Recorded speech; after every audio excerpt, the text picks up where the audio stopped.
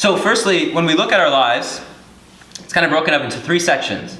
We have conscious experience, we have unconscious experience, and then we have like the superconscious, which is like the deepest root of ourselves that's connected with basically everything. So when we talk about consciousness or your conscious mind, what you're experiencing consciously, it's like the tip of the iceberg. You know, you have like the little tip that's above, and then you have this gigantic piece that's underneath the water. The conscious experience is everything you're aware of. So when I'm moving my hand like this, I know I'm doing this. I know I'm speaking right now, right? I know I'm looking at you. A lot of it is very sensual. I'm knowing of this experience. However, sometimes when I just scratch here as I'm talking, I actually don't know I'm doing that. I don't know that that's happening, right? I also don't know that when I'm, causing some issue in my life, like I said in the beginning, like with a relationship, that every time I externally push it out and I say, that's that person, not me, that's that person. That's their problem. They're causing this issue. That's an aspect of myself that I'm not aware. I'm not aware I'm co-collectively creating this issue with that person, because nothing is ever this or that. It's always collective. You're co-creating with each other.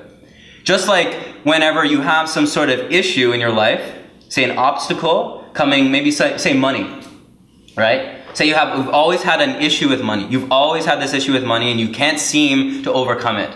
But maybe when you were a child, your parents maybe also had issues with money. Maybe they also told you, money's hard to come by. Money is a difficult thing to get by. You gotta really work hard for your money. It's very difficult to have consistent amount of money in your life. Or maybe you're just not allowing yourself to actually face the fact that maybe you need to be putting more effort into bringing your awareness into that aspect of abundance and money and resource. But until you have awareness of the fact that that's actually what's causing it, not the fact that I can't find a job, or this job is just not great, or money is just difficult, or life just sucks, like all of these external things that you place, now you're bringing that awareness of this subconscious issue that's manifesting into your life, you're bringing your awareness to it and bringing into the conscious realm. So just like I said, when you have a problem, and then the next day you have the epiphany, like in the shower or something, it pops to you, you're now bringing something that was subconscious and unknown into your conscious awareness, your conscious mind. So what we need to realize, firstly, it's different for each and every one of us. Secondly, it's an infinite process of uncovering. Like there's no end. You're constantly uncovering new things that you're not aware of. Just like if we just bring the example of controlling our own heartbeat, that seems completely impossible. But of course, if it's somebody who can do it, of course that is just a normal practice for them. So in that sense, they've obviously broadened their awareness very large, and they've taken full responsibility for all the elements in their life. And that really is what it comes down to.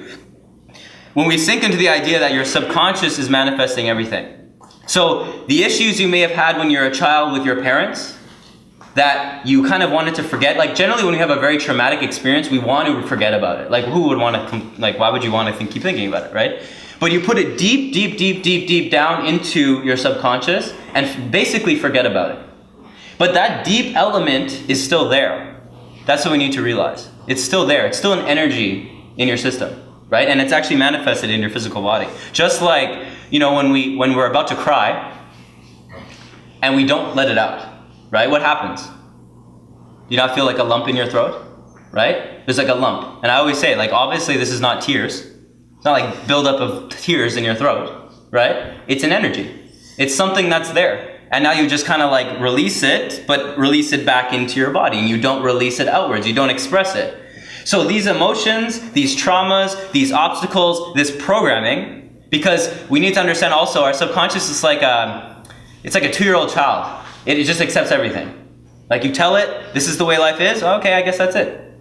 So everything that you're doing and everything you're getting impressed with is programming your subconscious.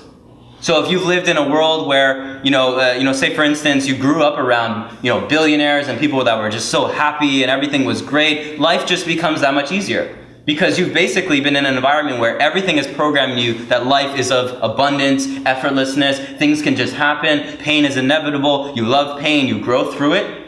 Versus if you lived in a life where things are tough, life is rough, maybe a split family, or a split relationship experience, or a very traumatic relationship. All of these things will now be impressed upon you, and this is what manifesting as you go through your life.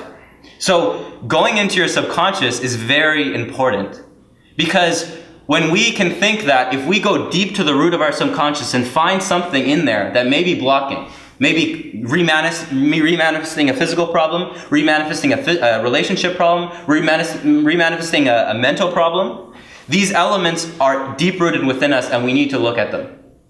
It needs to be done. You cannot not look at it because it will always remanifest. So if you want your life to be of love, abundance, peace, joy, experience, whatever it is that you really desire, and I would say that the majority of us are wanting to sink into the same type of experiments, but based on our own individual path. So I would like to be, maybe a creative business exploration entrepreneur. Paul may want to do a lot more with his sound healing and really get deep into, the shamanism and etc. However, we're both looking for peace, we're both looking for love, we're both looking for abundance, we're both looking for joy. And I would say that's probably constant between each and every one of us. So if you're looking for that, and we're not denying that fact, then going into your subconscious and finding the things, or reprogramming, so the deprogram happens with the release, and the reprogramming comes in, which we're going to do in a minute, of finding the things impressing the things into your subconscious that now will remanifest, effortlessness, things to come to you rather than you always having to come to it. You being already enough rather than you always having to become better. These small tweaks is what will manifest things a little bit easier in life. And now to do this, you need to be using your imagination.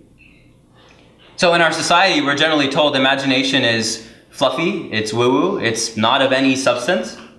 But just in this experience, Paul and I, so when I imagine the life that I want, I'll imagine just what I just explained. I want to, run this business. I want to be creative. I want to do all these things in the entrepreneurial world, whatever.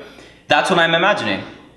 In Paul's sense, he's imagining, doing his shamanism, doing transformational coaching, et cetera, et cetera. I'm not going to project. I'll let him, experience that. But that may be what he's experiencing. And because of that, we both have two different styles of imagination.